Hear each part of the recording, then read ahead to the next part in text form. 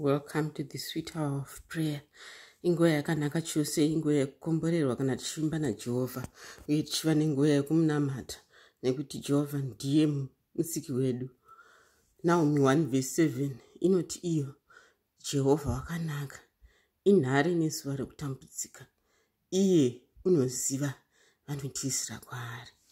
Jehovha wakanaka, inhare nezuva rekutambudzika, iye unoziva vanotiisira kwaari.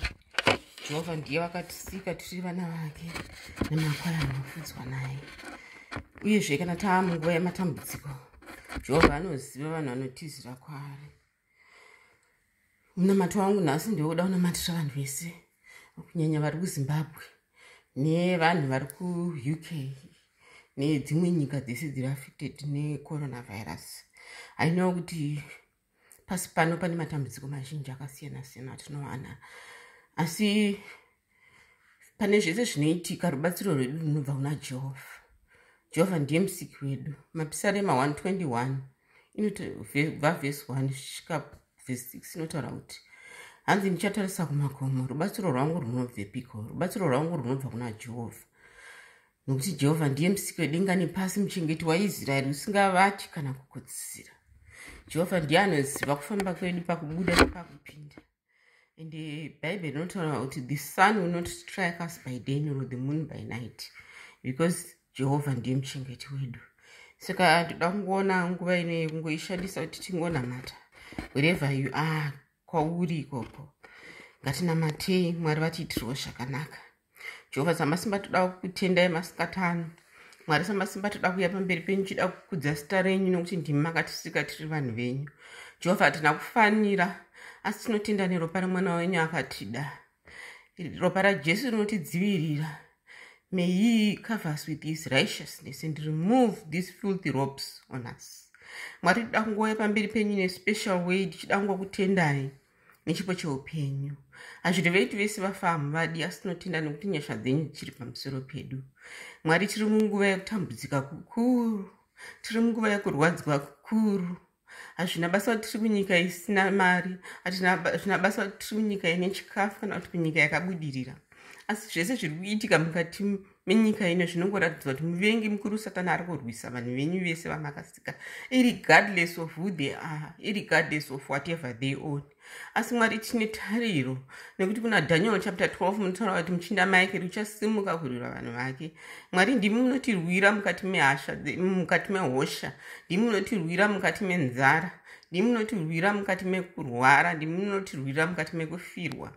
Mwari, toda kuuya pamberi penyu tichitaura kuti apo tiri kurwadziwa, tisinganzwisisi kuti chii chiri kuitika. Mwari, toda kungokumbirawo kuti mutitungamirire, mutipe simba. Jehovha, nyangwe nevatendi venyu vazhinji havasi kuziva zvekuita. Faith yedu dzimwe nguva iri kuzunguzika nekuti zviri kuitika mukati mepasi renyika ino zvinotyisa. Asi Mwari, tipei simba, tipei kushinga, tipei kuramba takatsungirira, nekuti kuna John 16:33 munotaura kuti mudambudziko mune nyika, munyika mune dambudziko, asi tsungai mwoyo nokuti ndakakunda nyika. Jehovha, muri nhare redu, munoziva vanotizira kwamuri. Mwari, tinouya pamberi penyu kuti tibatsireiwo, mutipewo simba mukati meupenyu hwedu, tikunde zvese zvinetso zviri kutitambudza. Mukomborero vanhu vese venyika yenyu yeZimbabwe. Jehovah, you've promised us kuti if my people who are called by my name, if they repent and call unto my name, I will hear them and answer. Toda kunamatira munhu wese ari mukati menyika yeZimbabwe. Mwari, mutumire ngirozi dzenyu tsvene that excel in strength and in power to cover the people of Zimbabwe. Musunge mweya yese yetsvina irege kutambudza vanhu venyu. Mwari, kune nzara, kune kurwara, even nekorona ngaishaye simba irege kusvika nekuti imi Jesu muriko. Mwari, toda kuimba nezita renyu nokuti ndiro rinotirwira nguva dzose. Jehovha, samasimba toda kukumbirawo machechi ese akavharwa, vanhu havasi kwanisa kuenda kunamatai, asi vapei simba kuti vanamate vari mudzimba dzavo. Tigoshandisawo nguva iyoyi yelockdown neisolation kuti tikutsvagei kuti mazita edu agonyorwawo mubhuku reupenyu. Jehovha, tinoziva kuti maapedyo nekuuya mazuva pedzisira atiri kurarama ndiwo ano. Mwari, itai kuti tizvinzvere mukati memwoyo yedu, tiite stock take, tiite reprioritize zvinhu zvese zvatiri kuita right now in the light of the fact that Jesus is coming again. Jehovah, sunungurai mwoyo yedu, tisiyane nezvese zvinotinetsa nezvakaipa. Nyange tiri kurwadzwa tiri mukati mekushayiwa, asi ngatitarise kumusoro kudenga nokuti Jehovah ndimi munotirwira. Jehovah munotipromisa muna Mapsalm 23 kuti ndimi mufudzi wedu, hapana chatinoshayiwa. Nyange tikafamba nemupata womumvuri werufu, hapana chatingatombotyi nekuti imi munesu. Tsvimbo yenyu nemudonzvo yenyu zvinotinyaradza. Makazodza misoro yedu nemafuta, mukatigadzirira tafura pamberi pevavengi vedu.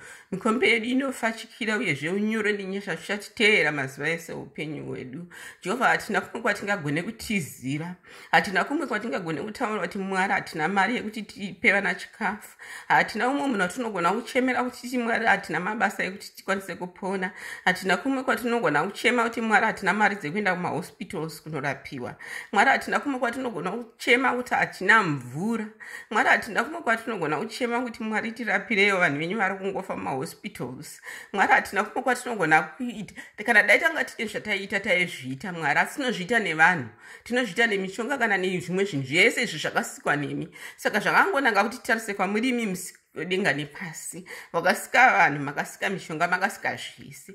Jehovah, tinokukokai kuti musatisiye, musatikanganwe Mwari. Apo tiri kurwadziwa nenzira dzakasiyana siyana, chipo chikuru chamungape each and every one of us right now, Mwari wemasimba ose, isi kunyoresa mazita edu mukati mebhuku reupenyu.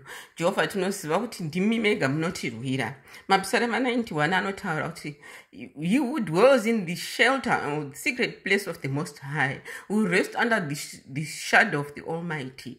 Mwari, tifukidzei nemapapiro enyu, tifukidzei. Your feathers will shield us, we hide under your wings, and your faithfulness shall be our shield and our rampart. Mwari, komborerai nyika yenyu pasapo iri kugomera, komborerai masangano enyu kuti varambe vachiita basa renyu. Jehovah, komborerai mhuri dzese dziri affected financially, socially, spiritually. Komborerai masystems edu, magovernments edu, the way they are handling everything. Nokuti rimwe zuva tese tichauya pamberi pechigaro taakubvunzwa kuti what did we do? As we are playing our part even in the lockdown, Mwari, we have a part to play, whether mukunamata, whether kuchema kwamuri imi Mwari kuti mutinzwirewo tsitsi. Mwari, tinokudaidzai nezita raJesu. Ropa raJesu richiine simba rekuponesa vanhu venyu Mwari. Titirewo zvakanaka, mutitungamirire, tipewo simba tigone kutarisa matambudziko atakatarisana nawo.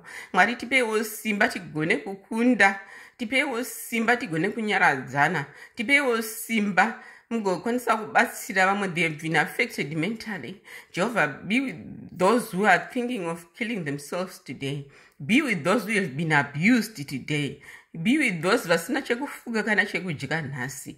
Be with those who have plenty so that you'll be able to share with others. Be with those who want to praise you and worship you. Vamwe vari kuda kunamata asi havasi kutokwanisa nekuti vane nzara, havana chekudya, havana simba. Chiitai kuti isu vacho vanenge vachikwanisa, Mwari, tinamatirani, tikwanise kushemera nekugomera pamberi pedenga kuti mutinzwewo Jehovah samasimba. Tipeiwo simba rekuti tishandise maFacebook nemaInstagram, maWhatsApp nezvese media yatinayo kukudza zita renyu, tichikurudzirana pasi rese nekuti kuuya kwenyu kwapedyo Jehovah samasimba. Mwari, tiri chega hatigone kunamata, asi tinokumbira mudzimu unoera kuti upindire uye utigomererewo, groaning with words too deep to understand. Mutishilde, muise ruzhowa rwenyu Jehovah samasimba. In our various time zones, tinokumbira kuti mutichengete nekupenya pausiku negore masikati Mwari samasimba. Tinotenda Jehovah samasimba nekuti ndimi mega munogona kutirwira mune zvese. Chitipfekedzaiwo nguva yedenga kuti Satani arega kutirwisa apo tinenge taakurara kuti tine vari kupinda mukati meusiku. Tichengetei Mwari samasimba. Apo muchiri kuti pakufema ngatirambe tichikudza zita renyu, tichiziva kuti nyange mukufara, nyange mukusuwa, nyange munhamo, Mwari munesu uye muchakomborera vanhu venyu uye zita renyu chakudzwa. Nerimwe remazuva tichaimba mbiri kudenga kuna Mwari, matambudziko ese achizenga apera. Mwari, until then, may you continue to be with us. May you continue to increase our faith. Tipewo kutenda Mwari, mugotipfukidzwawo nekutenda. Nekuti dzimwe nguva zvinorema zvokuti tinogona tanga kubvunza kuti Mwari muriko here. Dzimwe dzenguva zvinorema zvekuti kutenda kwedu kunenge kwava kushoma. Asi tinokumbira mudzimu unoera kuti urambe uchitisimudzira, urambe uchirwa nesu, urambe uchitidzivirira kusvika neiro zuva ramuchauya kuzotitora Mwari samasimba. Ndango kutendai hangu ndichiti munyaradzi vese vari kuchema vafirwa, munyaradzi vane zvizhinji, nhamo dzemumwe nemumwe munodziziva. Mwari Samasimba, tibatsirei mutikomborere. Zvakunamata zvese tichizviisa muzita raJesu anogara nekusingaperi. Amen.